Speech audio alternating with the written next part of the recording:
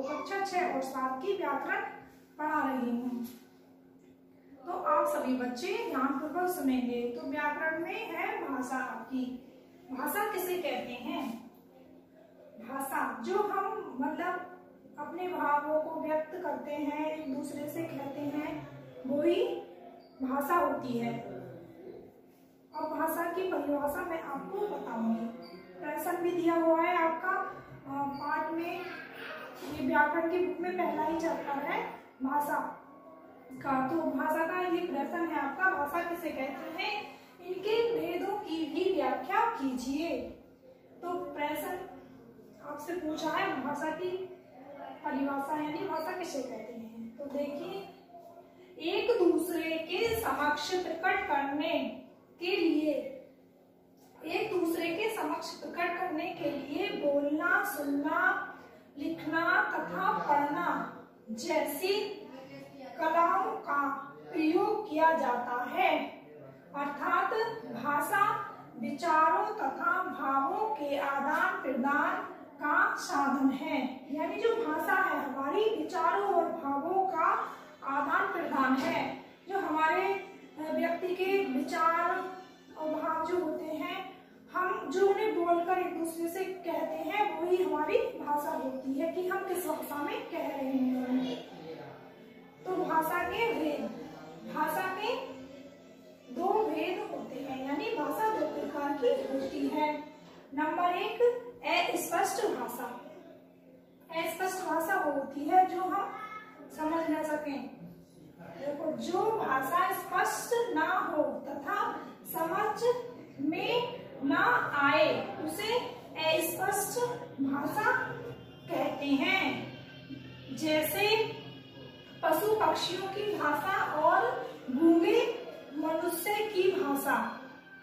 मतलब अस्पष्ट भाषा वो होती है जो हमारी समझ में नहीं आए आसानी से, वो अस्पष्ट भाषा होती है। जैसे पशु पक्षी बोलते हैं, जानवर बोलते हैं, लेकिन अगर कोई एक पक्षी बोल रहा है तो दूसरा पक्षी उसे समझ लेगा, लेकिन हमारी समझ में नहीं आएगी। तो इस तरीके की जो भाषा हम नहीं समझ सकते वो अस्पष्ट भाषा कहलाती है। नंबर 2 है आपका स्पष्ट भाषा। तो स्पष्ट भाषा वो होती है जो हमारी समझ में आ जाए आसानी से। जैसे कि देखो, जो भाषा स्पष्ट हो और समझ में सरलता से आ जाए उसे स्पष्ट भाषा कहते हैं। जो भाषा सरल हो और हमें आसानी से समझ में आ जाए उसे स्पष्ट भाषा कहते हैं। और यह 3 प्रकार की होती है। स्पष्ट भाषा होती है 3 प्रकार की। नंबर 1 लिखित भाषा। इसमें भी 3 जो रूप है, नंबर 1 लिखित भाषा, नंबर 2 मौखिक भाषा, नंबर 3 सांकेतिक भाषा। यानी जो संकेतों से, इशारों से की जाने वाली भाषा को सांकेतिक या सांकेतिक भाषा कहते हैं। तो नंबर 1 है लिखित भाषा। लिखित भाषा में हम अपने भावों और विचारों को लिखकर दूसरे तक पहुंचाते हैं। जो लिखित भाषा जो रहती है, हम अपने भावों और विचारों को किसी दूसरे व्यक्ति को लिखकर पहुंचाते हैं, वह भाषा लिखित भाषा कहलाती है। जैसे रेखा कविता पढ़ रही है, जैसे या लिख रही है या पढ़ रही है, तो कोई दूसरा ही व्यक्ति उसे सुन रहा है। लिखित भाषा कोई तो कर रही है। या रमेश पत्र लिख रहा है, तो किसी के लिए लिख रहा है तो कोई उसे पढ़ेगा। यानी कि अपने शब्दों या भावों को लिखकर बताना ही लिखित भाषा कहलाती है। नंबर 2 है आपका मौखिक भाषा। तो मौखिक भाषा में है मुख से बोली जाने वाली भाषा मौखिक भाषा कहलाती है। इसे कथित और उच्चारित भाषा भी कहते हैं। इसे कथित और उच्चारित भाषा भी कहते हैं। यानी जो हम मुंह से बोलकर दूसरे व्यक्ति को अपने विचारों भावों को कहते हैं, वो मौखिक भाषा कहलाती है। जैसे नम्रता ने भाषण दिया। नम्रता ने क्या दिया? भाषण। यानी अपने भाषण द्वारा नम्रता ने कुछ विचार विचार व्यक्त किए, कुछ बताया, तो वह भाषा हो गई आपकी मौखिक भाषा। और नंबर 3 है आपका सांकेतिक भाषा। सांकेतिक भाषा वह होती है जो इशारों से की जाती है। जैसे जब मनुष्य अपने भाव बोलकर या लिखकर प्रकट न करके संकेतों या इशारों में करता है, यानी जब मनुष्य अपने भावों और विचारों को लिखकर और बोलकर नहीं प्रकट करता है बल्कि इशारों में ही करता है, तो वह भाषा सांकेतिक भाषा या संकेतिक भाषा कहलाती है। जैसे गार्ड हरी झंडी दिखाकर चालक को गाड़ी चलाने के लिए कहता है। जब गार्ड, जैसे रेलगाड़ी जाती है तो वहां पटरियों पर रहते हैं गार्ड, तो वो हरी झंडी दिखाते हैं तो गाड़ी चलती है, रेलगाड़ी चलती है। और रेड झंडी, लाल झंडी दिखा दे तो रुक जाती है। तो वो यहाँ पर ये उदाहरण दिया गया है।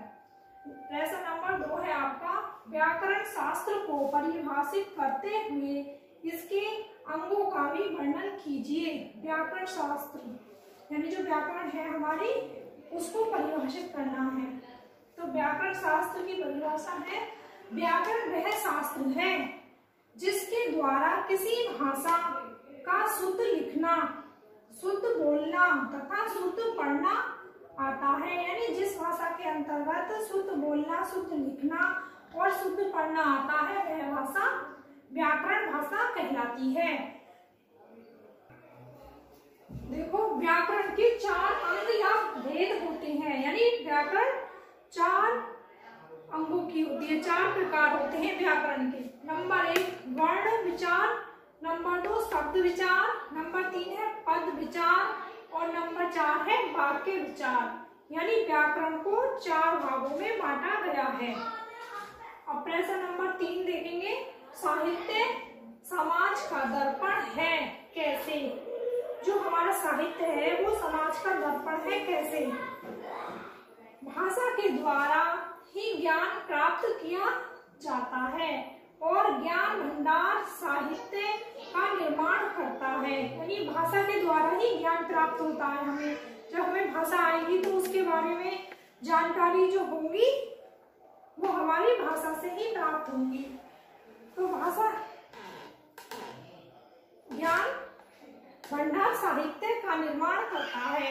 ज्ञान भंडार में नृत्य, संगीत, कविता, उपन्यास एवं चिकित्सक विषयों का समावेश होता है। जब हमें ज्ञान होता है तो हमें नृत्य, संगीत, कविता, उपन्यास और बहुत सारे विषय हैं जिससे चिकित्सक विषयों का समावेश है। इसीलिए साहित्य को समाज का दर्पण कहा जाता है। हमारा जो समाज है उसे साहित्य का दर्पण कहा जाता है। तो ये क्वेश्चन आंसर सभी बच्चे अपनी नोटबुक पर कर लेंगे और लर्न भी करेंगे। धन्यवाद।